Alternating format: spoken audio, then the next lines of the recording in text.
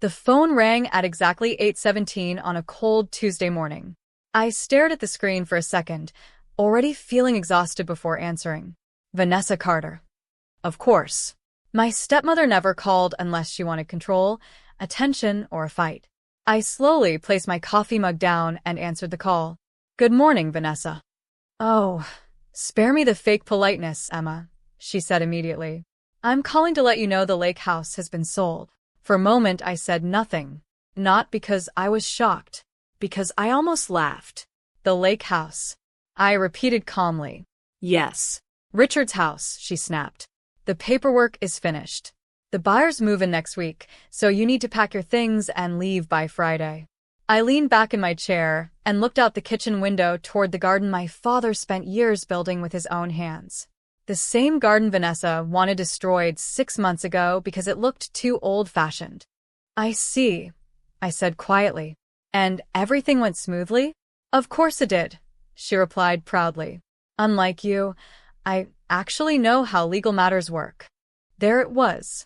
That familiar arrogance. Vanessa always believed she was the smartest person in every room. Unfortunately for her, my father knew exactly who she was long before he died. And he planned accordingly. My lawyer handled everything, she continued. Honestly, Emma, you should be grateful.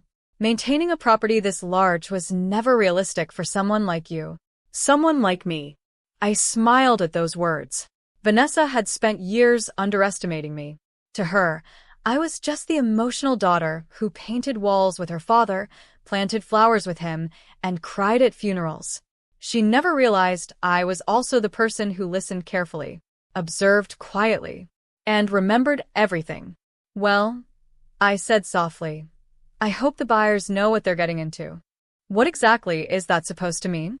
Nothing, I replied smoothly. Just wishing you luck. She let out a cold laugh. Oh, I don't need luck, Emma. I won. Then she hung up. The silence afterward felt strangely peaceful. I picked up my coffee again and took a slow sip while smiling to myself. Vanessa really believed she had won. That was the funny part. 3 days after my father's funeral, I sat inside a dark office across from his attorney, Daniel Mercer. I still remembered the smell of old books and polished wood. Mr. Mercer had closed the office door carefully before speaking. Your father trusted you deeply, Emma, he told me. Everything he feared is happening exactly as he predicted. At the time, I barely understood what he meant. I was grieving, exhausted, completely lost after losing the only parent who truly cared about me. Then he handed me a folder.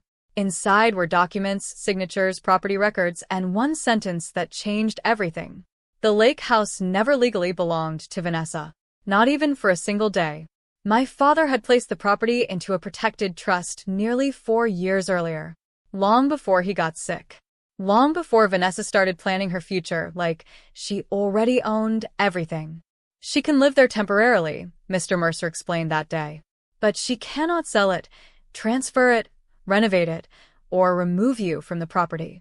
I remember staring at him in shock. Did my father know she'd try something like this?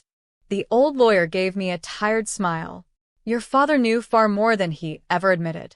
And now, sitting in that same protected house months later, I realized just how right he had been. My phone buzzed again. A text from Vanessa. Make sure your room is empty by Friday. Don't embarrass yourself by causing problems. I laughed quietly. Then I typed back. Don't worry. Everything will happen exactly the way it's supposed to. No response came after that. She was probably too busy celebrating. Too busy imagining herself spending money she didn't actually have. I stood up and walked slowly through the house. Every room carried pieces of my father. The hallway still smelled faintly like a cedar cologne. The library shelves were filled with history books he reread every winter. Near the fireplace sat the old leather chair where we spent hours talking during storms. Vanessa hated that chair. She called it ugly. Dad called it perfect.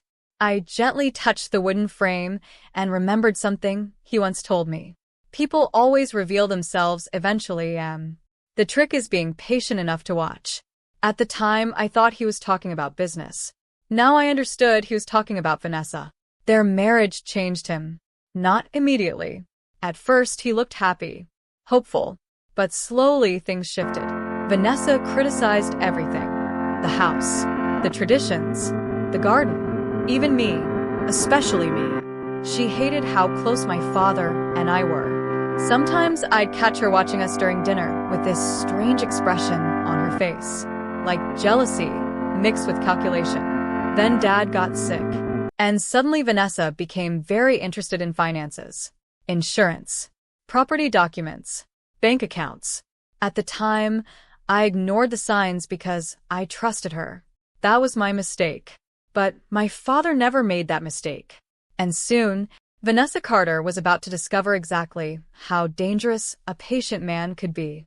The next morning started quietly. Too quietly. I was sitting in the sunroom with my laptop when my phone suddenly exploded with notifications. 7 missed calls, 3 voicemails, and more than 15 messages from Vanessa. The first few were demanding. The next few were angry. The last one sounded completely unhinged. "What did you do? Call me now. You lied to me." I slowly locked my phone and took another bite of toast. Right on schedule. A few seconds later, I heard the sound of tires screeching outside the house. Vanessa had arrived. I looked through the window just in time to see her slam the door of her black Mercedes hard enough to shake the entire car. She stormed toward the front entrance, holding a stack of papers in her hand. Even from inside, I could see the panic on her face. Interesting. Vanessa never panicked. I opened the door before she could start pounding on it. "You," she snapped immediately. "You knew." I crossed my arms calmly. "Knew what?" "Stop pretending," she shouted, waving the papers in my face. "The trust, the ownership transfer, the legal restrictions. All of it." "Ah." "So Daniel finally contacted the buyers." That must have been an entertaining conversation. I stepped aside casually. "You should come inside before the neighbors hear you." "I don't care about the neighbors." Clearly. Her perfect makeup was smudged, and her expensive hair looked rushed for the first time in years. Fear was finally cracking her polished image. She marched into the living room while continuing to rant. "The buyers are threatening legal action against me," she said. "Their lawyer claims I committed fraud." I sat down slowly on the couch. "Well, technically you did." Her jaw tightened. "You set me up." "No," I corrected calmly. "My father protected his home. That house belongs to me." I looked around the room carefully before answering. The old piano near the staircase. The family photos. The antique clock Dad spent months restoring. Everything Vanessa tried to erase. "No," I said quietly. "It never did." For a second, she just stared at me. Then her anger shifted into something else. Confusion. Real confusion. As if she genuinely could not understand how she lost control. "That's impossible," she whispered. "Richard would never hide something like this from me." I almost felt sorry for her. Almost. "My father stopped trusting you a long time ago." Her eyes widened slightly. "You're lying." "Am I?" I stood up and walked toward Dad's old bookshelf. There was a framed photo sitting there. Dad and me covered in paint while restoring the upstairs balcony together. We looked exhausted. And happy. "He knew exactly who you were," I continued. "He just waited until the right moment to act." Vanessa laughed bitterly. "Oh, please. Your father loved me." I turned toward her slowly. "Did he? Or did he simply learn how to survive you?" That hit harder than I expected. I saw it immediately in her face. The doubt. The fear.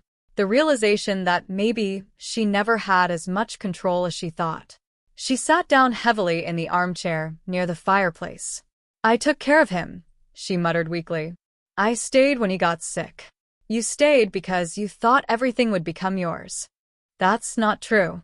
"Then why were you trying to sell the house less than a year after his death?" Silence. Vanessa looked away first.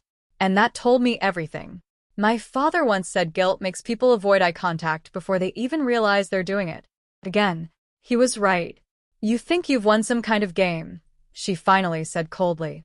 "But you don't know everything." I tilted my head slightly. "Then tell me." She stood up again and started pacing. You have no idea what your father was really like during the last year, she snapped. He became paranoid, secretive. He questioned everything I did. Because he caught on to you, I thought. But I let her continue talking. He stopped sleeping properly, she said. Started locking his office door. Hiding paperwork. Whispering to his lawyer behind my back. Interesting. She still didn't realize how much she was exposing herself. Sounds like a man preparing for betrayal, I replied softly. Her expression darkened instantly. You spoiled little brat, she hissed. You always thought you were better than me. No, I answered calmly. I just loved him honestly. That shut her up. For a long moment, the room stayed completely silent. Then her eyes suddenly moved toward the staircase, toward my father's office upstairs. And I noticed something strange. Panic. Real panic. Not about the house. About something else. Something hidden. What are you looking for? I asked carefully. Nothing. Too fast. Too nervous. My stomach tightened slightly. Dad's office had remained mostly untouched since his death. Vanessa avoided that room whenever possible. At first, I assumed it was grief. Now I wasn't so sure. You should leave, I told her quietly. This isn't over. It actually is. She walked toward the front door, but stopped before leaving. Then she turned back toward me with a strange expression. Half anger, half desperation. If Richard told you things about me, she said slowly, you shouldn't believe all of them. That sentence sent a chill through me. Because innocent people don't say things like that. I watched her carefully. What exactly would he have told me? For the first time since arriving, Vanessa looked afraid. Real fear. Then she quickly covered it with another cold smile. Nothing that matters anymore. And with that, she walked out. A minute later, her car disappeared down the driveway. But something felt wrong now. Deeply wrong. This was bigger than property. Bigger than money. I could feel it. My phone buzzed again. Daniel Mercer. I answered immediately. Well, he said carefully, I assume Vanessa received the documents. She did. There was a pause. Then his voice lowered slightly. Emma, there's something your father wanted you to find if things escalated this far. My heartbeat slowed. What kind of thing? Something he hid inside the house. I looked upstairs toward Dad's office. And suddenly, Vanessa's panic made perfect sense. I didn't sleep that night. Every sound inside the house felt different now. The creaking floors, the ticking clock downstairs. Even the wind outside the windows sounded heavier.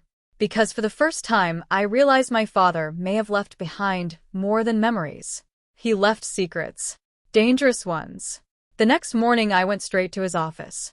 The room smelled exactly the same as it always had: old paper, cedar wood, and coffee. Dad used to spend hours there reading quietly while jazz music played in the background. Vanessa hated this room. Now I understood why. I closed the door behind me and called Daniel Mercer. I'm here, I whispered. Good, he replied. Your father said if you ever reached this point, you'd know where to look. I frowned. He didn't exactly leave me a treasure map. Daniel chuckled softly. No. But Richard trusted your instincts. I slowly looked around the office. The bookshelf. The fireplace. The antique desk.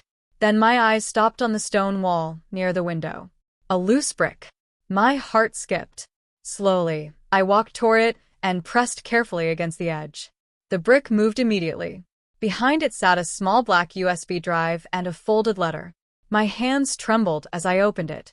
Emma, if you are reading this, then Vanessa finally revealed herself completely. First, I need you to know something important. None of this was your fault. I knew who she truly was long before my illness became serious. I simply needed time to protect you and the house. There are things on the drive you may find difficult to watch. I am sorry for that, but the truth matters. And so does your safety. I had to make sure she could never destroy what we built together. Love always. Dad. Tears blurred my vision. For a moment, I couldn't breathe. Then I plugged the USB drive into Dad's old laptop. The first video opened instantly. My stomach dropped. It was security footage from the kitchen. Vanessa stood near the counter preparing evening tea. Dad entered the room slowly, smiling weakly, trusting her. Then, after his back turned, she removed a small bottle from her purse and poured something into his cup. My entire body went cold. No, I whispered. There were more videos. Phone recordings. Secret conversations. Bank documents. Meetings with men I didn't recognize. One recording captured Vanessa laughing while discussing life after Richard. Another showed her searching through legal files only days before Dad died. She wasn't just manipulative. She was planning everything, maybe for years. My hands shook so badly, I almost dropped the laptop. I called Daniel immediately. "You knew?" I asked breathlessly. There was silence. Then he answered carefully. "Your father suspected poisoning almost a year before his death." I sat down slowly in Dad's chair. He had evidence this entire time? Yes. Then why didn't he go to the police? Because he wanted enough proof to protect you permanently, Daniel replied. Richard believed Vanessa would become dangerous if cornered too early. I closed my eyes. Even dying, Dad was still protecting me. What happens now? I whispered. That depends on you. I looked again at the paused video on the screen. Vanessa's face looked calm while poisoning my father's tea. Calm. Like it meant nothing. Anger burned through me so suddenly it scared me. For days, I thought about going to the police. I probably should have. But something stopped me. Maybe exhaustion. Maybe grief. Or maybe because Dad already won. Vanessa lost the house. Lost the money. Lost control. And now she knew evidence existed that could destroy the rest of her life forever. That fear would follow her everywhere. A week later, an envelope arrived at the house. Inside was a signed legal statement. Vanessa officially surrendered every claim to my father's estate. At the bottom was a handwritten note. You got what you wanted. I'm leaving the state. Keep the drive hidden, and you'll never hear from me again. No apology. No denial. Just fear. Pure fear. I burned the note that same night. But not the evidence. That stayed hidden exactly where Dad left it. Weeks passed. Slowly, peace returned to the house. I restored the rooms Vanessa changed. Brought back the old curtains she threw away. Replanted flowers in the garden. Fixed the wooden swing Dad built for me when I was 10. And for the first time in months, the house finally felt alive again. One evening, I sat alone on the back porch watching the sunset reflect across the lake. Dad used to love sunsets. He said they proved endings could still be beautiful. I finally understood what he meant. My phone buzzed softly beside me. A message from Daniel. Your father would be proud of you. I stared at the screen for a long moment before replying. I hope he knew how much I loved him. Daniel answered almost immediately. He knew. Always. Tears filled my eyes again, but this time they felt different. Lighter. Healing. I looked toward the garden where Dad's roses were blooming brighter than ever. Vanessa once called them weak flowers. But roses survive storms better than most things. Their roots grow deep. Quietly. Patiently. Just like my father planned everything quietly and patiently. And in the end, he protected the only thing that truly mattered to him. Not the money. Not the house. Me. Sometimes people think revenge is loud, explosive, violent. But the most powerful revenge is something far quieter. It's surviving. It's protecting what matters. It's letting the truth destroy someone without destroying yourself in the process. Vanessa thought she was stealing a house. She never realized my father had already turned the entire game against her. And somewhere, I like to believe he's still smiling about it. Because even after death, Richard Bennett got the final word.